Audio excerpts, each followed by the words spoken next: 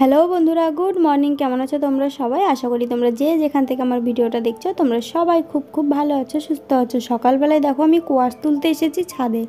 আর এই দেখো কোয়াশ কিন্তু গাছে আমাদের অনেকগুলোই হয়েছিল, তোমরা মিনি ব্লগে আগেই দেখে নিয়েছো। তো আমি এই দেখো অনেকগুলো কোয়াশ হয়েছে, তো আজকে সব কোয়াশগুলো তুলে নেব আর যাব স্নান টান করে একটা জায়গাতে। চলো তোমরা ভিডিওটা প্রথম থেকে শেষ অবধি দেখতে থাকো, আশা করছি তোমাদের ভালো লাগবে। ভিডিওটা অবশ্য খুব ছোট হয়ে গেছে। তো এই দেখো স্নান করে নিয়েছি, সকালবেলা কাজকর্ম সেরে স্নান করে নিয়েছি। সকালবেলা যা কাজকর্ম করেছিলাম সেগুলো তোমাদের সাথে শেয়ার করতে পারিনি, সত্যি ফোনের জায়গা ছিল না। তো স্নান করে নিয়েছি, তুলসী পাতা তুলে নিলাম, ছাদে চলে এসেছি ফুল তুলতে। তো এখন ছাদে চলে এসেছি ফুল তুলতে, ফুল তুলে এখন নিচে যাব, নিচে গিয়ে আমি পুজো দেব। আর আজকে এটা হচ্ছে হোলির দিনকার ভিডিও, মানে দোল যেদিনকে গেল না, এটা দোলের দিনকার ভিডিওটা দিতে তোমাদের একটু লেট হয়ে গেল, কারণ রোজ রোজ ভিডিও দিচ্ছি না, তো তাই একটু লেটই হয়ে যাচ্ছে আমার সব কিছু। তো গাছে যে কটা ফুল ছিল সব ফুল আমি তুলে নিলাম।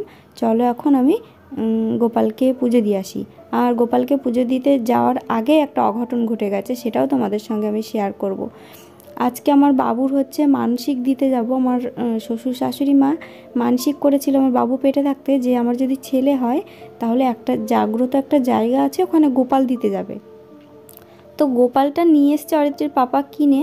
তো হঠাৎ করে কার হাত দিয়ে যে গোপালটা পড়ে গোপালের হাতটা ভেঙে গেছে সেটা আমরা কেউই জানি না। হয়তো অরিত্রী যাওয়া আসা করছিল ঘরে বারবার, হয়তো ওর কাছ থেকেও হতে পারে, তো আমার কাছ থেকে তো হয়নি, ঠিক না? তো এই দেখো সামনের যে গোপালটা দেখতে পাচ্ছ, ওই গোপালটার হাত ভেঙে গেছে। ওটা আবার মানে ভালো করে স্যালোটিপ দিয়ে জোড়া লাগিয়েছি। তো ওটা নিয়ে যাওয়া হবে না, কারণ ওটা খুঁতো হয়ে গেছে, তো ওটা নিয়ে যেতে পারবো না। তাই পরে আবার আর একটা গোপাল কিনে নিয়ে এসছে অরিত্রী বাবা। তো দেখো দুটো গোপালই কি সুন্দর না। এক জায়গায় যাবো শুভ একটা কাজে, যাওয়ার আগেই একটা জিনিস খুঁতো হয়ে গেল, মনটা না খুব খারাপ করছিল। তো কি করব বলো?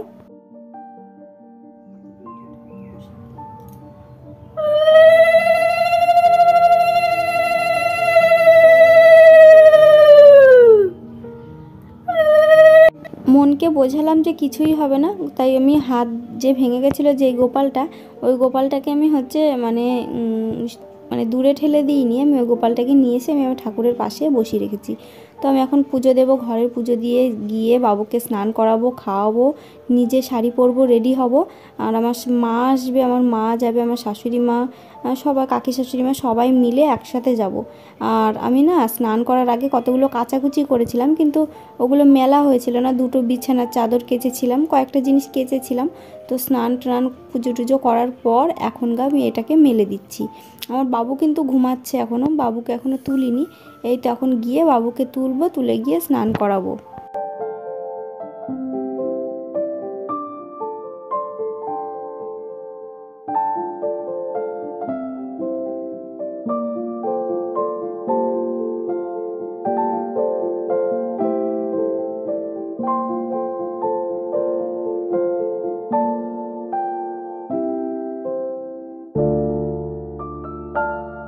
শুধু বিছানার চাদরই না, আজকে বালিশের কভার টাভার অনেক কিছু মানে কেচে দিয়েছিলাম। তো দেখো না ওই দিককার যে মানে দড়িটা, যে দড়িটাতে আমরা মেলতাম জামা কাপড়, সেই দড়িটা না ছিঁড়ে গেছে, সেদিনকে আমার কাছ থেকেই ছিঁড়ে গেছে। তো বাড়িতে এই একটা দড়ি ছাড়া আর মেলার জায়গাই নেই। তো তার জন্য এই যে রাস্তার এদিকটাতে এই বাঁশটাই মেলে দিচ্ছি। এখন তো প্রচণ্ড রোদ আর হাওয়া, তো যেখানে সেখানে যা তা মেলে দিলে পরে না তাড়াতাড়ি শুকিয়ে যায়। কারণ এখন চৈত্র মাসে যেখানে যা দেবে শুকিয়ে পুরো কাঠ হয়ে যাবে। আমি জানি তোমরা আমাকে অনেকেই খুব ভালোবাসো, অনেকেই আমার ভিডিও রোজ দেখতে চাও। তো রোজ দেওয়া হয়ে উঠছে না, এই কথাটা আমি রোজ তোমাদেরকে ভিডিওতে বলি। তো দেবো আবারও চেষ্টা করবো একদিন পর পর হলেও ভিডিও দেওয়ার জন্য রোজ, ঠিক আছে? কারণ তোমরা আমাকে ভালোবাসো, তোমাদের কথা তো রাখতে হবে না। এদিকে দেখো আমার বাবু, আমার মেয়ে দেখো ওর ভাইকে এই যে কোলে করে নিয়ে দোলনাতে বসেছে। আর ওই দেখো মানে দোল হচ্ছে, তো দোলন হচ্ছে, ও না ঘুমিয়ে পড়েছে দোলনেতেই। তো এদিকে দেখো সবাই কত সুন্দর রং খেলছে, ছোটোবেলাকার কথা খুব মনে পড়ছে জানো, কারণ ছোটোবেলাকার মতন এখন আর সেই আনন্দটা না হয় না। আমি আমার বান্ধবীকে নিয়ে যাচ্ছি, বান্ধবী যাচ্ছি, আমি যাচ্ছি, কাকি শাশুড়ি মা, জেঠি শাশুড়ি মা, আমার শাশুড়ি মা, আমার মা, সবাই মিলে যাচ্ছি। অনেক দূর হেঁটে যেতে হবে, মানে অনেক দূর, মানে অনেকটাই দূর। এই ঠাটা পোড়া রোদে এত দূর আমাদের হেঁটে যেতে হবে আমি কখনো ভাবিনি। বিয়ে হওয়া 8 বছর পার হয়ে গেছে, শুধু শুনেই গেছি যে ওই জায়গাটা অনেকটা দূর, কিন্তু এতটা দূর কখনো ভাবিনি। তো আমরা যেতে লেগে একদম পুরো হাঁপিয়ে গেছি এই রোদের মধ্যে। ছাতা নে।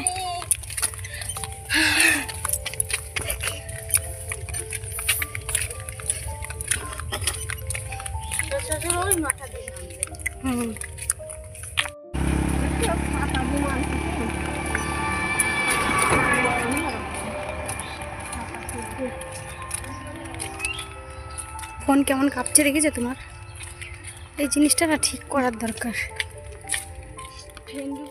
রাস্তা দিয়ে তো হাঁটতে হাঁটতে আসলাম, তারপরে এখন এই 7 সমুদ্র 13 নদী পার হতে হবে, মানে এখন অনেক বড় একটা মাঠ পাড়ি দিতে হবে, তারপরে আমাদের সেই জায়গায় আমরা পৌঁছাবো।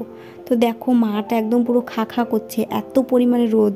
এখন কিন্তু প্রায় 11টা বেজে গেছে। এই 11টা মানে এখন চৈত্র মাসের দিনে প্রচণ্ড পরিমাণে রোদ। আর এই ছোট বাচ্চাটাকে নিয়ে এসছি না, একটু সকাল সকাল গেলে না ভালো হতো, কিন্তু বাড়িতেও তো কাজকর্ম রান্নাবান্না সব কিছু সেরে না আসতে হলো। আমার শাশুড়ি মা অবশ্য রান্না করেছিল, আজকে নিরামিষ রান্না করেছিল, যেহেতু মানসিক দিতে যাব। মুগের ডাল রান্না করেছিল লাউ দিয়ে, আর নিরামিষ একটা তরকারি রান্না করেছিল। আমার শাশুড়ি মা যেহেতু মানসিক করেছিল, তাই আমার শাশুড়ি মাই হচ্ছে মানসিকটা দেবে, ঠিক আছে। আমরা শুধুমাত্র এসেছি। আর এখানে খুবই জাগ্রত জায়গা, যাদের নাকি ছেলে টেলে হয় না, মানসিক করে গেলে ঢেল টেল বেঁধে গেলে নাকি মানসিক পূরণ হয়। আর আমারও হয়েছে, আমার ছেলে হয়েছে, আমার শাশুড়ি মা মানসিক করেছিল। তো এই দেখো এখানে কত গোপাল, আর যারা এখানে মানসিক করে তারাই গোপাল দিয়ে যায়, এসে এসে ছেলে হয় আর গোপাল দিয়ে যায়। তো দেখো এখানে প্রচুর গোপাল, ছোট বড় প্রচুর গোপাল এখানে। তো চলো বন্ধুরা, এটা হচ্ছে পরের দিন সকালবেলা বলতে 10টা-11টা বেজে গেছে। পরের দিন আমার বাবুর ছিল ইঞ্জেকশন, মানে 9 মাসের যে ইঞ্জেকশনটা না, 10 মাসে সেই ইঞ্জেকশনটা ছিল। তো আমি আর আমার বান্ধবী সাইকেলে করে যাচ্ছি অনেক দূরে ইঞ্জেকশন দিতে বাবুকে নিয়ে এই রোদের মধ্যে। তো চলো, এই ছোট্ট ভিডিওটা কেমন লাগলো কমেন্ট করে জানাবে। ভিডিওটা ভালো লাগলে লাইক কমেন্ট শেয়ার করে দিও, আর যারা নতুন আসছো প্লিজ চ্যানেলটা সাবস্ক্রাইব করে নোটিফিকেশানটা অল করে দিও। Tata bye. আর সাইকেল আমার বান্ধবী অর্ধেকটুকু চালিয়েছিল, আমি অর্ধেকটুকু চালিয়েছিলাম, কারণ এতটা দূর একা একা সাইকেল চালানো সম্ভবই হচ্ছিল